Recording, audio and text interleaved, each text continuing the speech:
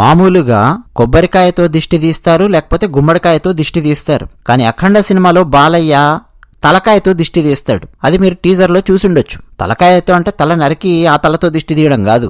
ఒకడు వేగంగా పరిగెత్తుకొని వస్తే ఆ విలన్లలో ఒకడు ఆ రౌడీగాన్ని తల గట్టిగా పట్టుకొని రివర్స్లో వాడిని పైకి లేపి, అంటే దాదాపు బాలయ్య అరచేతుల్లో శీర్షాసనంలో ఉంటాడు వాడు ఆ రౌడీగాడు. అలా వాడిని పట్టుకొని ఎదురుగా ఉండే ఆ అమ్మాయికి దిష్టి తీసి, నీకు దిష్టి పోవాలి అని చెప్పి పక్కన వాడిని విసిరి కొడతాడు, మనసులో అటు చచ్చిపోతాడు. ఈ షాట్ మీరు టీజర్లో చూసి ఉండొచ్చు. ఇక దీని మీద కొంతమంది ట్రోల్ చేయడం మొదలుపెట్టారు సోషల్ మీడియాలో.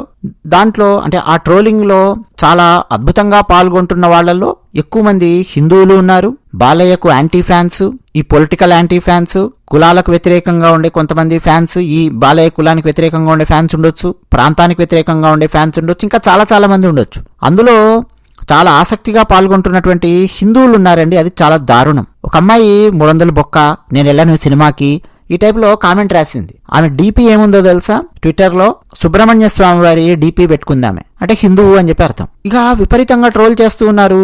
అలాగే త్రిశూలంతో బాలయ్య చక్రంలాగా దాన్ని తిప్పుకుంటూ వస్తే పక్కనున్న రౌడీలందరూ చనిపోతారు చూసారా? ఫస్ట్ వచ్చినటువంటి టీజర్లో 3-4 నెలల క్రితం వచ్చింది. దాన్ని అప్పట్లో ట్రోల్ చేశారు.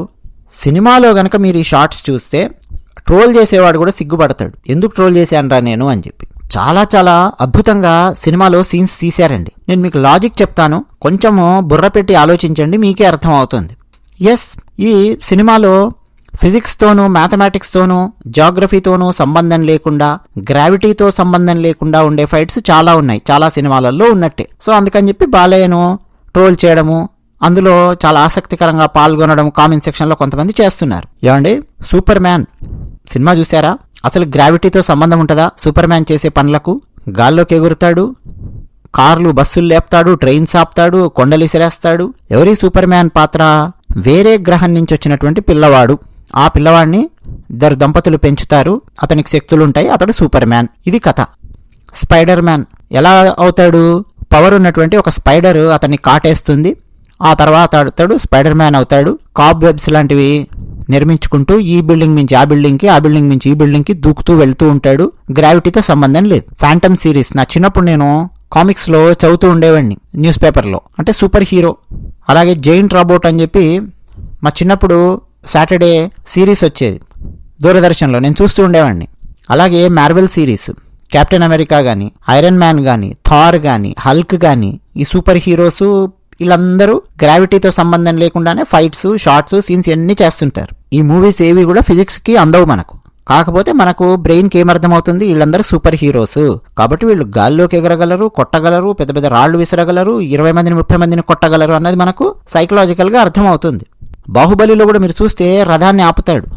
సాధారణంగా మానవ మాతృడు అనేవాడు ఇవ్వడు కూడా అంత భారీ రథాన్ని ఒక్కడ ఆపలేడు, అది ఇంపాసిబుల్. బాహుబలి 2లో రమ్యకృష్ణ మీదకి రథం దూసుకొని వస్తుంటే లేపుతాడు చూడండి. అలాగే 20 అడుగుల గోడలు, ఇవన్నీ కూడా చాలా వేగంగా ఎక్కుకుంటూ వెళ్ళిపోతున్నట్టు చాలా సీన్స్ ఉంటాయి మీరు చూస్తే. కాకపోతే ఒక భారతీయ క్షాత్రం అనేది మనకు గుర్తొస్తుంది. అఖండ 2 మూవీకి రండి. ఇందులో ఈ బాలయ్య పాత్ర ఏంటండి? అఘోరీ బాబా. అఘోరీ అతను శివుని ఆరాధనలో ఉంటాడు, శక్తులుంటాయి.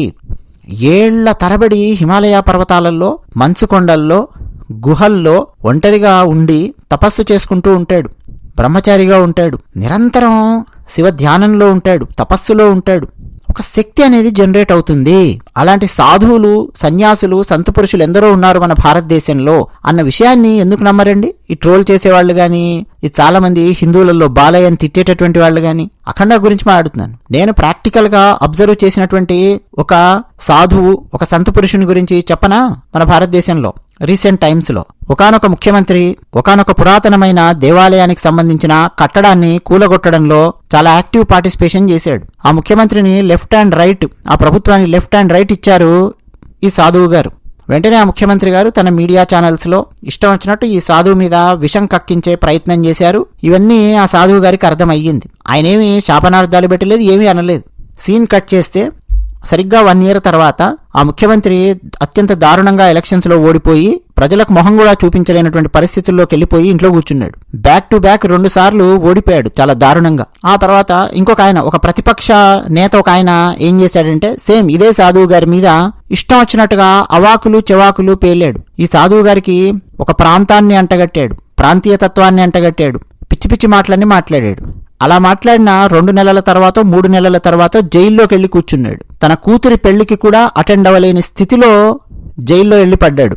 ఆ తర్వాత ఒకానొక ముఖ్యమంత్రి గారు ఆయన ఇంకేదో రాజకీయపరమైనటువంటిది ఇంకెవరితో రాజకీయపరమైన గొడవలు పెట్టుకొని ఈ సాధువు గారిని అవమానించాడు.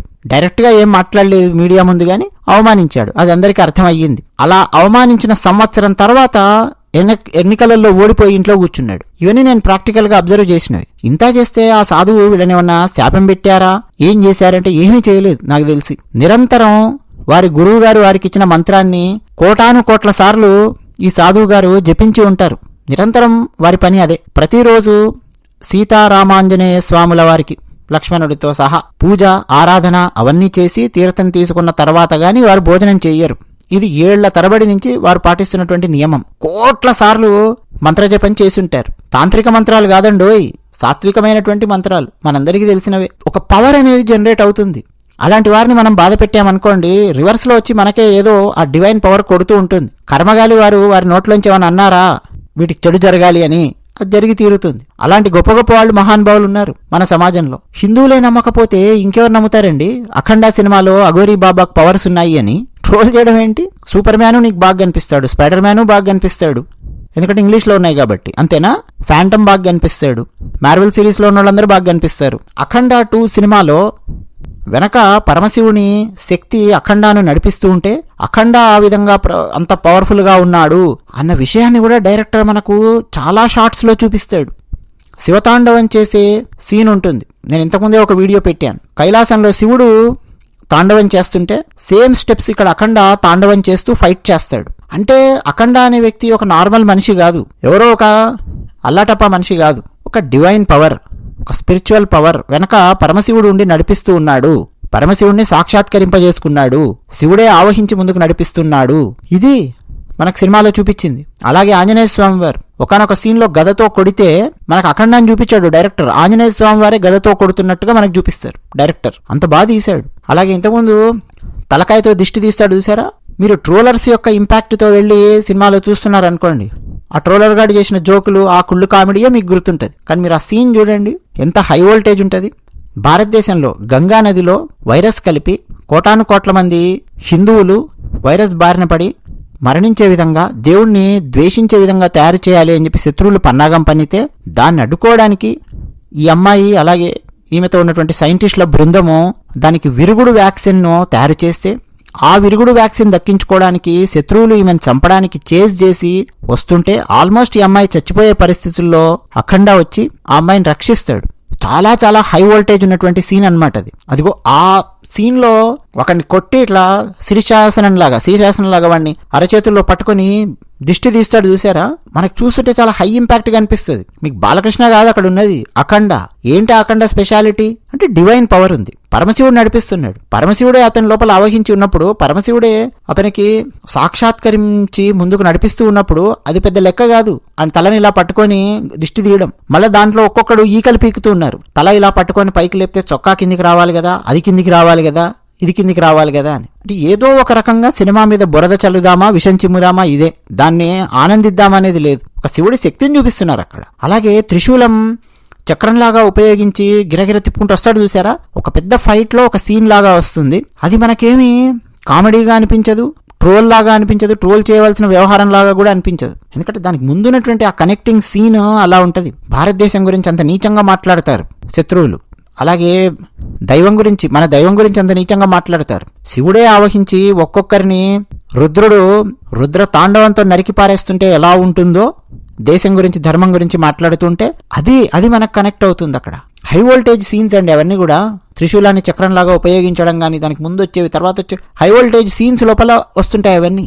నువ్వు ఆ షార్ట్ లాగా తీసి దాన్ని ట్రోల్ చేసుకుంటూ కూర్చుంటే ఏమన్నా మీనింగ్ ఉందా? హిందువులు ఆ పని చేయడం కరెక్టేనా? పోనీ ముస్లింలు క్రైస్తవులు కూడా ఆ పని చేయడానికి లేదు అక్కడ. ఎందుకంటే ఒక ముస్లింను తిడుతూ డైలాగ్ లేదు, ఒక క్రిస్టియన్ను తిడుతూ డైలాగ్ లేదు, అసలు వాళ్ళని ఎవరిని తిడుతూ డైలాగ్స్ లేనే లేవు. మతాలను నిందిస్తూ గానీ ఏంటి మరి ప్రాబ్లం? ఆలోచించండి. ఎవరు చేస్తున్నారు ఇదంతా? సినిమా ఖచ్చితంగా చూడండి. 100% సినిమాకి వెళ్ళి సినిమా చూడండి. ఇలాంటి సినిమాలు మళ్ళీ మళ్ళీ రావాలి, ఇంకా చాలా సినిమాలు రావాలి. మీరు చూడడమే కాదు, మీ ఇంట్లో వాళ్ళని కూడా తీసుకెళ్ళండి, వేరే వాళ్ళకి కూడా చెప్పండి. ప్రతి ఒక్కరికి సినిమా చూడమని చెప్పండి. అఖండ మిస్ అవ్వద్దు. థియేటర్లో చూడడం మిస్ అవ్వకండి. అది విషయం.